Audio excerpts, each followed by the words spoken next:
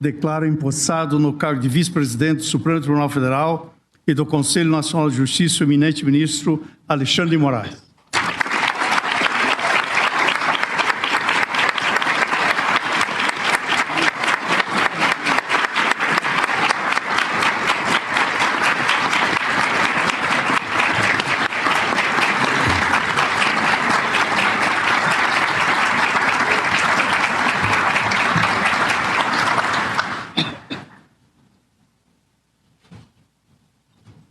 Quase passou direto, Augusto. Isso é uma grosseria explícita que mostra que ele não admite divergências nem entre os ministros do Supremo.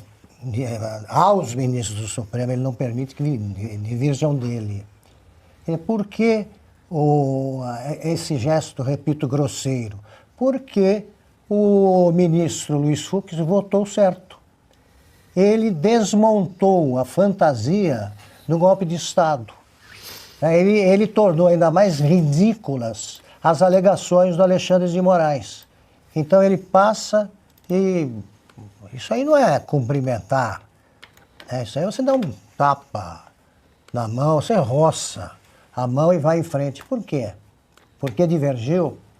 Então isso aí me assusta, né? Ele está como vice-presidente. Portanto, será presidente daqui a pouco. O Fachin é bem mais discreto e não é o Luiz Roberto Barroso, que é fascinado pela própria voz. Ele adora ouvir, você percebe que ele gosta de ouvir ou cantando ou falando, dando palestra, né? Ele adora. Só não gosta quando ele está na avenida e se aproxima uma rainha de bateria, aí atrapalha o espaço que ele ocupa com o Eduardo Paes, como a gente viu já mais de uma vez naquela cena famosa. O Fachin, ele nunca subiu um morro. Ele não sabe como é que é aquilo. Ele não sabe. Eu me lembro que uma vez eu estava começando na Veja, me escalaram para acompanhar o senador Paulo Brossard numa visita que ele queria fazer a uma favela paulista. A favela paulista é ainda mais sombria que qualquer favela, porque não tem o morro do rio, não tem a visão do mar. Ela é uma coisa chocante mesmo, é a miséria. Aí eu fui e ele foi com um sapato de cromo alemão, o Brossard. Ainda bem que havia um fotógrafo, o Sérgio Sade, que foi comigo. Você via a seguinte cena: ele querendo subir aquela favela que não tinha dono, ainda ele do lado esquerdo e eu do lado direito, e os dois segurando o Paulo Brossard, que ele foi patinando. O sapato não parava. Então ele não sabia que no morro não tinha asfalto. E é um homem de bem, sempre foi o Paulo Brossard. Não conhecia. Você acha que o Fachin conhece? Ele nunca viu aquilo. Então não pode mais helicóptero.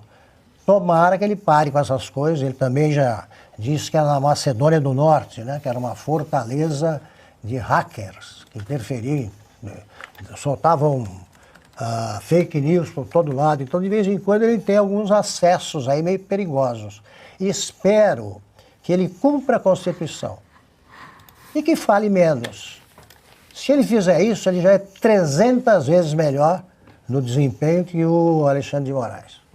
Pois é, Piotr, a gente sabe que o presidente do Supremo não define tudo, mas dá o tom, né, em algumas pautas ali que são votadas e discutidas no Supremo. Embora tenha esse perfil técnico, é ele que vai ditar ali, vai conduzir muitos dos próximos julgamentos. Olha, eu concordo com o Silvio e com o Augusto em relação ao perfil mais sóbrio do Fachin. Eu entrevistei o Fachin quando ele tinha acabado de chegar no Supremo Tribunal Federal. Ele foi sorteado para disciplinar a lei do impeachment. Lembra da história da Dilma?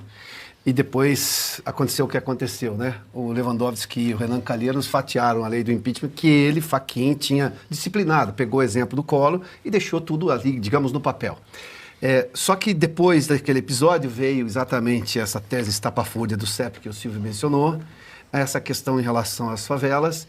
E o Supremo hoje, sejamos justos, o Supremo dá medo hoje, né? O Supremo causa receios em tudo, porque o Supremo se afastou da Constituição, então você não tem mais nenhuma nenhuma garantia de que será exatamente uma corte que pacifique o país. Muito pelo contrário, o Supremo hoje é a maior fonte de insegurança jurídica. Pelo tamanho que é, por ser exatamente a última instância, ela gera problemas com a frequência. É verdade que em algumas dessas polêmicas recentes em que o Supremo gerou insegurança jurídica, à exceção do absurdo da tese do CEP e essa da DPF das favelas, o ministro Fachin votou justamente para preservar a segurança jurídica.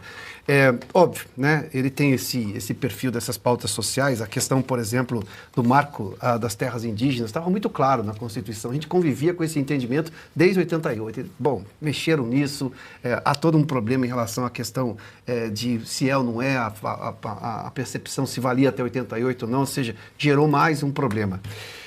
Eu prefiro aguardar. Em que pese a minha torcida para que se aproxime o Supremo da segurança jurídica, eu tenho receios que o próprio Supremo inoculou na sociedade brasileira que nos fazem desacreditar o Supremo. Vamos esperar o Supremo um novo, melhor do que foi com o Barroso, muito provavelmente, né? Só o fato de você não citar publicamente, de forma ali, digamos, toda orgulhosa de que, olha, derrotamos o bolsonarismo, isso já é um avanço, mas é preciso ver um pouco mais. Eu tenho meus receios com o Supremo, lamentavelmente.